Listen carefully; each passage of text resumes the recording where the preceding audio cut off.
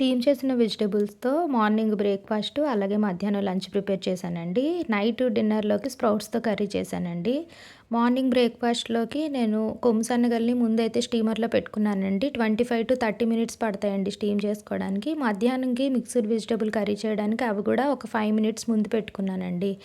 ఇప్పుడు నేను కొమ్ము శనగలతోని సలాడ్ లాగా ప్రిపేర్ చేశానండి. క్యాబేజు, క్యారెట్టు, ఆనియన్, టమాటీ, బీట్రూట్ వేసి కొంచెం టేస్ట్ యాడ్ అవ్వడానికి ఉప్పు, మిరియాల పొడి వేశానండి. ఒక ఫ్రూటు, ఓవర్ నైట్ సోక్ చేసుకున్న డ్రై ఫ్రూట్స్, సీడ్స్, వాటర్ కూడా ఇచ్చానండి ఒక గ్లాస్‌తో. ఇంకా మధ్యాహ్నం లంచ్‌లోకి చుక్కకూర, నువ్వులు వేసి పచ్చడి చేస్తున్నానండి. ఇంకా మిక్స్డ్ వెజిటబుల్ కర్రీ చేస్తున్నానండి. కర్రీ కొంచెం గ్రేవీ టేస్ట్‌గా రావడానికి అలాగే చిక్కగా రావడానికి ఉల్లిపాయ, టమాటీ, జీడిపప్పు మిక్సీ అయితే చేసుకొని కొంచెం అల్లం వెల్లుల్లి పేస్టు ఇంకా గరం మసాలా వేశానండి. జీడిపప్పు ప్లేస్‌లో మీరు దోసపప్పు గానీ, కొబ్బరి గానీ, నువ్వులు గానీ ఏవైనా వేసుకోవచ్చండి.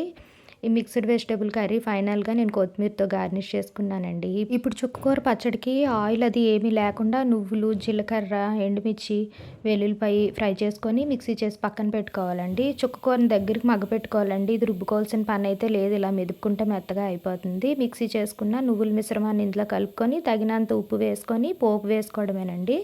ఎండుమిర్చి ప్లేస్‌లో పచ్చిమిర్చి కూడా వేసుకోవచ్చండి. పప్పు, చుక్కకూర కాంబినేషన్ కాకుండా ఇలా నువ్వులతో పచ్చడి ఒకసారి చేసి ట్రై చేసి ఎలా వచ్చిందో కామెంట్ చేయండి. మధ్యాహ్నం లంచ్ ప్లేట్ అయితే రైసు, పచ్చడి, నెయ్యి, ఆనియన్ ఇంకా మిక్స్డ్ వెజిటబుల్ కర్రీ, పెరుగండి.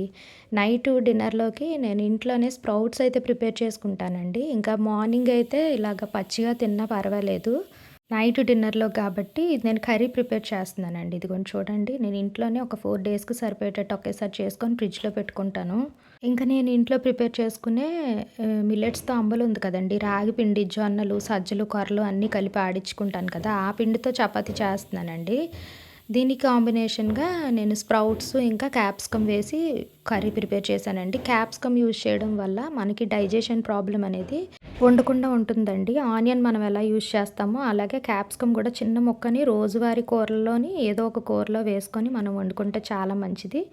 ఇప్పుడు ఈ పిండి అయితేనండి కంపల్సరీగా 4-5 గంటలైనా నానాలండి. నానిన తర్వాత చేసుకుంటేనే మనకి చపాతీ అనేది చాలా బాగా వస్తుంది. నేను ఆవు నెయ్యితో కాల్చుకున్నానండి. మీరు నువ్వుల నూనెతో కూడా కాల్చుకొని చేసుకోవచ్చండి. అప్పుడప్పుడు ఇలా ట్రై చేసుకుంటే కూడా హెల్త్‌కి చాలా మంచిదండి.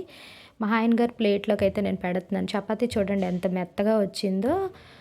స్ప్రౌట్స్ కర్రీ ఇంకా కొంచెం పెరుగు, కొత్తిమీరి, క్యారెట్, ఆనియన్ వేసైతే ఇచ్చానండి. నా ప్లేట్ చూడండి మధ్యాహ్నంది పచ్చడి, మిక్స్డ్ వెజిటబుల్ కర్రీ అలాగే స్ప్రౌట్స్ కర్రీ అండి. ఈ వీడియో నచ్చితే లైక్ ఇవ్వండి.